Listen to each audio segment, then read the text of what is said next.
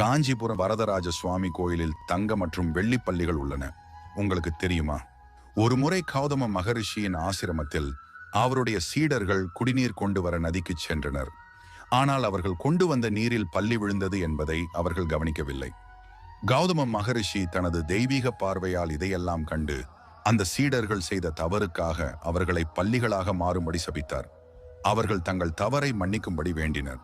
அதை கேட்ட கௌதம மகரிஷி, நீங்கள் காஞ்சிபுரத்திற்கு சென்று வரதராஜ சுவாமி கோயிலை தரிசியுங்கள், அங்கேயே உங்களுக்கு சாப விமோசனம் கிடைக்கும் என்று ஆசீர்வதித்தார். அந்த 2 சீடர்களின் பக்திக்கு அடையாளமாக இப்போதும் வரதராஜ சுவாமி கோயிலில் தங்க மற்றும் வெள்ளிப்பல்லிகள் உள்ளன. காஞ்சிபுரம் சென்று இந்த தங்க மற்றும் வெள்ளிப்பல்லிகளை தரிசிப்பவர்களுக்கு பல்லி தோஷம் நீங்கி சகல சௌபாக்கியங்களும் கிடைக்கும் என்பது நம்பிக்கை. இந்த வீடியோ உங்களுக்கு பிடித்திருந்தால் லைக் பண்ணுங்க, ஷேர் பண்ணுங்க, கமெண்ட்ல ஓம் நமோ நாராயணா சொல்லுங்கள்.